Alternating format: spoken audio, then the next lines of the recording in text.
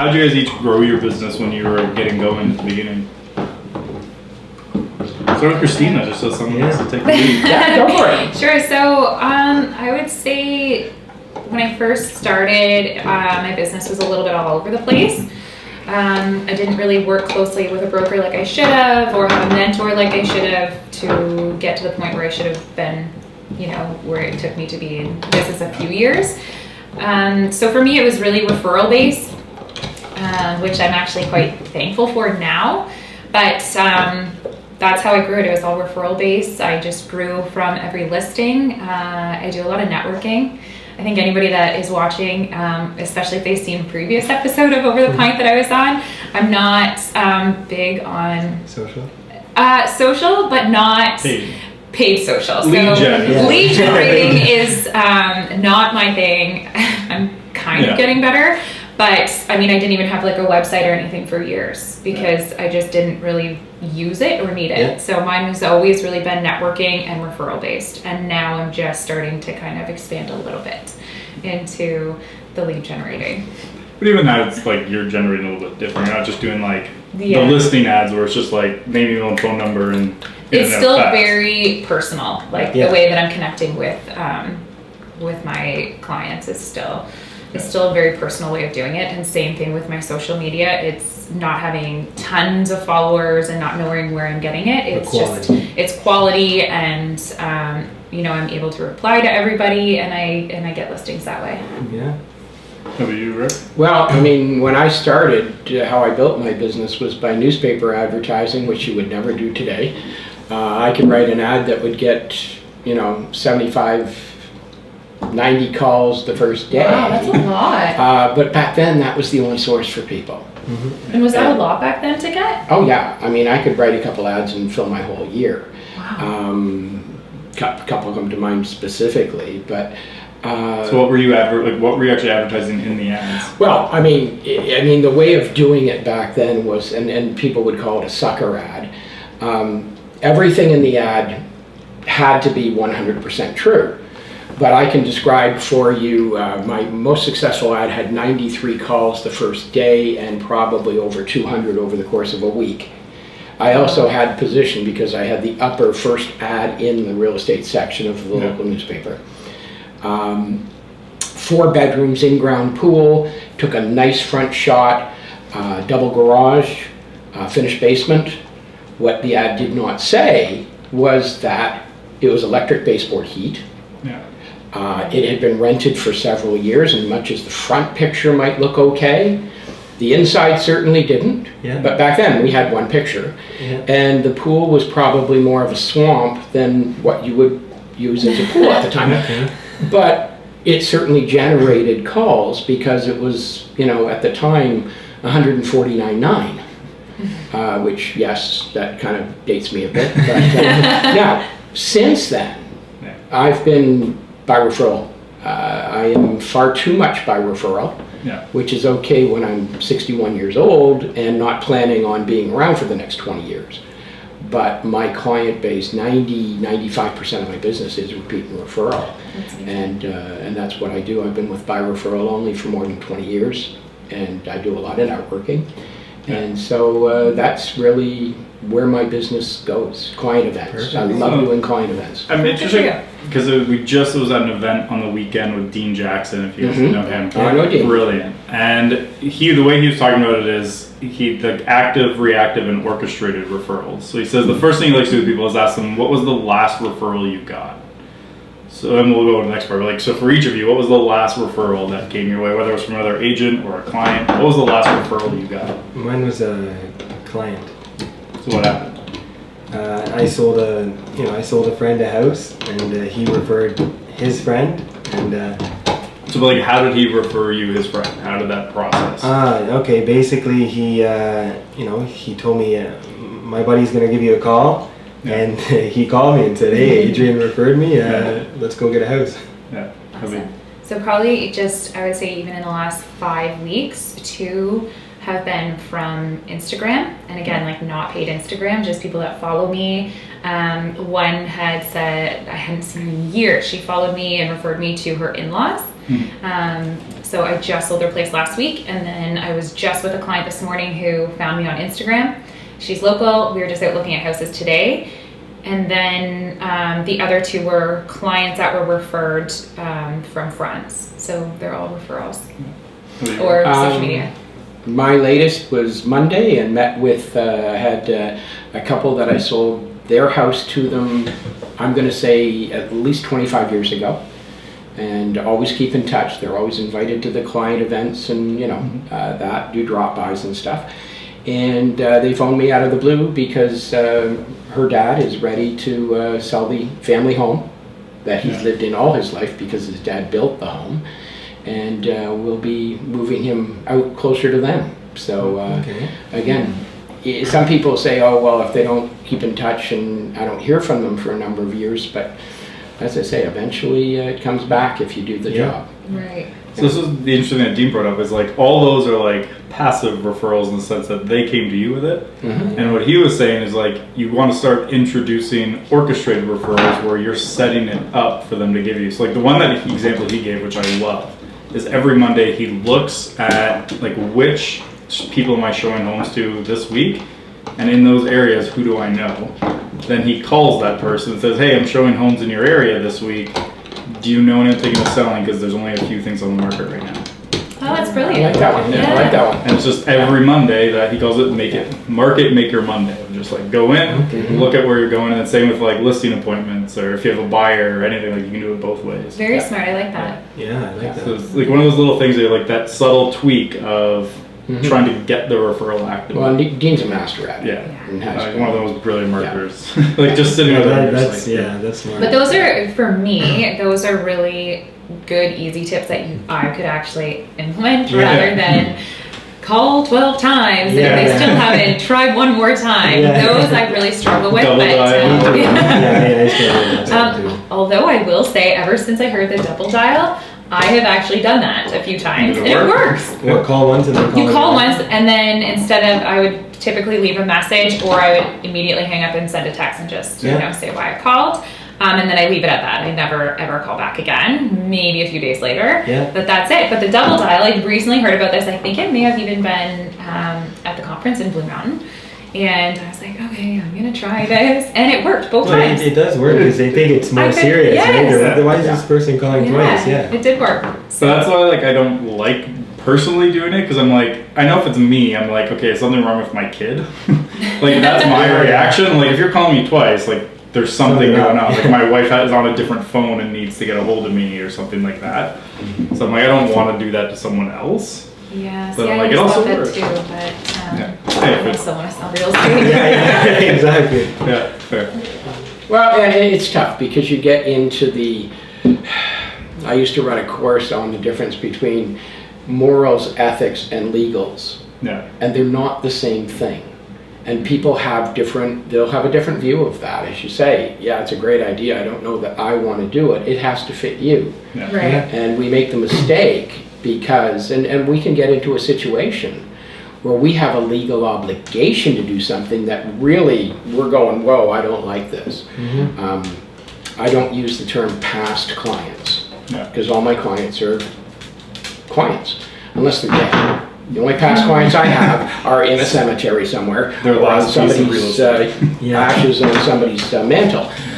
But I do have one pair of past clients. I don't know if they're still alive or not. It doesn't matter. They were so unethical that I would never work with them again.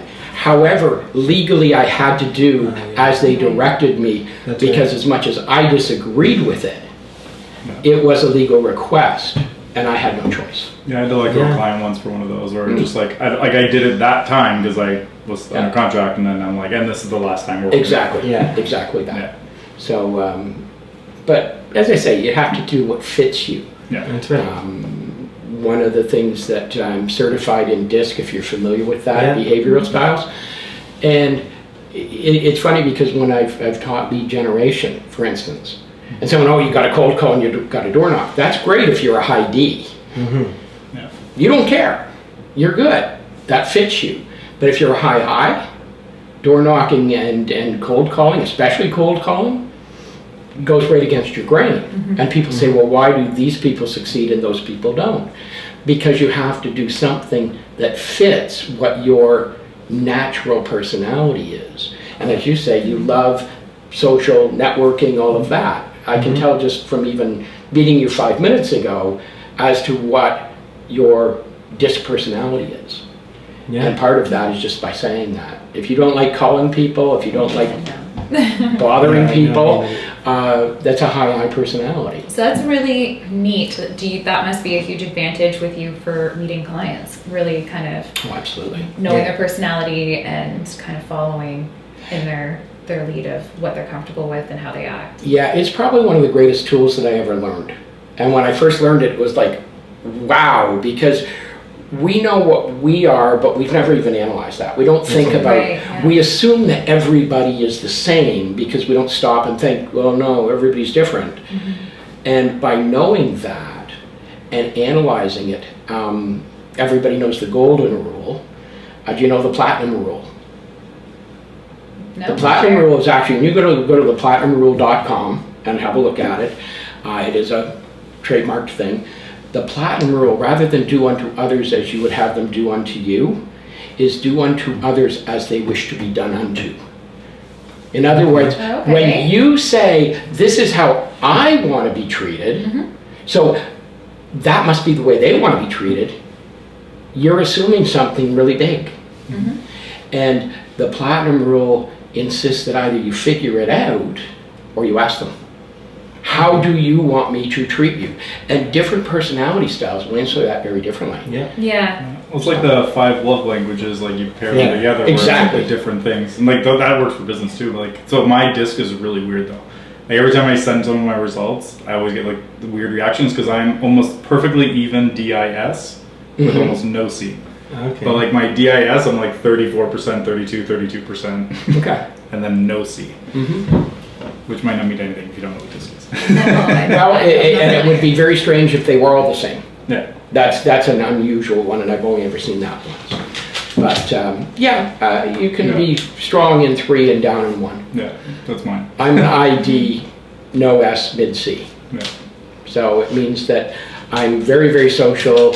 We'll get along fine until it's not going well, and then my D comes out, and we get all, bossy. Yeah. And I'm relatively detailed, but I have no, what we call S, which is stability, safety conscious sort of thing. I see something go, hey, let's try that. Yeah. I love there was one that was which social media things for different personalities, and it's like Twitter's for IDs. Yeah. Which is why so many people who are like referral based hate Twitter. Yeah. Well, and Twitter is a short burst of immediate, a high D wants the answer. So if you want to drive a high D crazy, either talk too much and go on too far, or give them a whole bunch of stats and data. Because they don't want the stats and data. No. When they say, how much is this house going to cost me? And you start going, well, the taxes are this, and then you've got your principal and interest at No, we don't like that. No, just tell me the dollar figure. That's all they want. Whereas a high C, they want everything itemized. Yeah, They want to know all the details. Yeah. And a high I really just wants to party. That's why I'm I'm here. a high I and high D. That's why we're here. Yeah. Andrew said, hey, who wants to party? And we all Beer! I'm in! beer. So, Nope. And as I say, a high S is somebody who likes stability, doesn't like change, tends to like things in writing rather than verbal. My wife is an extremely high SC, so the only D she has left is reserved for me. You can't be afraid to leave your house. Like if you're out all the time, if you're at gas stations, if you're at restaurants, if you're meeting people, you're gonna get business. But That was like a big one for me. I remember when I was sold, there's actually a table like this in my office, and at that end of the table, it was 3 agents talking about how one had just gotten a power of sale listing in the office, and one of them had been asked to cover it because she was going on vacation. So the 3 of them were sitting there talking like, well, how do you even get power of sales? And they went like a half an hour discussion on like, I don't even know how you get it, yada yada. And they eventually just talked so long. I just closed my laptop, drove to the bank, and asked. And I ended up becoming the bank's agent. They ended up like they started doing first time seminars with me, and all I was just got up and went. Like Right. that's like I find that's where so many agents don't succeed is they just sit and wait for the phone or They want over. Right. Yes. You just get up and do it. Like worst case, someone tells you where to go. And You said this to me recently, last week actually, we were chatting. Usually for hi, that's like, Yeah. like, oh my God, they told me they don't like me. What am I going to do? And we have to get past that. Right. That comes up with video a lot. Mhm. How do I get started? Yeah. Well, I didn't do my hair or this or that, or I didn't like the angle, all those Yeah. things. But And then no videos. and then no videos Yeah. come. Give value. Like nobody is going to look and care of anything else in the video other than what you're delivering. So Yeah, if you have a that's- message that people want to hear, then they don't care. So See, don't be the key so is self-conscious inviting about it. a guy with a bigger beard. Yeah, there you go. And Ready to go. I never. But it went really gray, and that's where all my gray hair is. So we went, nope, this is coming off. I mean, I'm that guy. Like I spent in the first year, like in the first 2 years, I spent like probably 80 grand on all the squirrels, all the flying squirrels. Like every lead generation company, every website company, every coaching company, I was going to California, going here. Oh my gosh. And everyone said in the beginning, all the coaches said your business is going to come from your center of influence and the people you know. And I said I grew up in a small town. People, they don't all have money, and like, there's no way, it's impossible. Mm-hmm. And I find now I'm selling properties to the people I went to school with that I wasn't really friends with, but the ones that were in the smoking section that were losing their license, but all the kids that did all the friends that did all their homework and that were, worked all the time, and that they're the ones that are too scared to take the risk to buy a house. And at first, I'll admit, I don't judge people, but I'd get a call, hey, I'm kind of looking to buy a house, and I was thinking, I know you're not in a position to buy a house, and then I see You weren't a smoker. I see a couple weeks, but then I see a couple weeks later on Instagram that they bought a house, and I'm like, oh my God, I totally lost out on that. So One of the good lessons for me was like my first showing ever, and it was for a basement rental. And the guy walks in, I walk in, and so he was looking to rent in Aurora for $750 a month. Which even back then was like, you can't find that. There was one apartment available for that. We walk in, and I immediately turned around to say, yeah, we can just leave. This is filthy. I would never. And he goes, I like it. Oh, Let's make an offer. And I'm just so happy he said that before I got the words out of let's just turn and go. You do learn that. Yeah. You're right. Keep your opinions. You are not the one that's buying or renting or whatever. Keep your opinions. Yeah. And look at So happy that was my bright first side. showing. I remember walking into a place. The gentleman's name was Brian, and all these years later, we're still in touch. And that was probably 30 years ago that he bought it. But when we walked into the place that he bought, I was just like, oh my, he loved it. Yeah. He just absolutely, this is perfect for me. well, at the end of the day, you got to think someone already owns it and is living there. So Exactly. right? That's right. Someone loved it. Yeah. Exactly. Yeah. I remember a tale that someone was telling me that they were out in Calgary, out in a lot of oil fields, Mhm. and they had a property that they had to assess and give a market value for the transfer. And they went into this townhouse, and the entire thing was, do you know what feather painting is? Nope. No. Okay, feather painting, and the very big, at least years and years ago on the East Coast, I can't speak for people on the East Coast now, but they used to take feathers and dip it in paint and put it texture the walls. Oh yeah, I've seen that. Oh, like Okay, sponging. like sponging. Sponging. Yeah. I was around for sponging. And this place was completely, every wall was feather painted. Yeah. And so he phoned me to say, hey, listen, what do you think I should be taking off for this? Because I was doing some evaluations for the same company. I said, I don't know, $5,000, what it would cost to repaint the whole thing. So he did, but the people that bought it were people from the East Coast that were coming out to the oil fields, and their answer, hey, wow, it's already decorated, we don't need to feather paint it. Yeah. So you don't know. No, you don't. I had a property up in Satin on the Lake, and it needed a lot of work. And long story short, the people that bought it ended up, whatever we did, they tore the whole thing apart. Mm-hmm. They completely gutted it and redid everything, but they also made a big deal out of everything that they took out anyway. So I mean, you never know, and that's the thing. We kind of have to know the signs to know, right? If that one's worth staging, or that one needs this, or that one needs that. For sure. So I think, especially right now, I offer complimentary staging with all of my listings, and I do it myself because I've got all of the inventory. So that's a big thing. Mm-hmm. So recently, a few weeks ago, I went to a home that I was in a estate sale. And one of the questions they asked was, we heard that you do staging. We're really intrigued given, the state of the home. And I had to sit there and go, I do offer that. That's right. But What on earth am I going to put in here? Like, it's all original. Yeah. It's got good bones. But my modern furniture is never going to That's look right. okay in here. But instead, offering something else of value that would suit that home. So my thought was to do a unique video and spend the money on the marketing, that's right. and then hire Jessel Homes I remember the video now. to do it, to I know put the the one video you're up talking for you. Yes, it was sounding and do vaguely that. familiar with it. Yeah. Now I know that one. Yeah, so you know, Yeah. just kind of getting to know not only the people, because sometimes you have to cater to that person, like you said, getting to know people, but also knowing what's going to sell a house and what's not, That's right. and investing the time and money into something else. Yeah. So I think that's an important thing too, to kind of to know your market and to know if it's worth, you know, doing certain things like staging.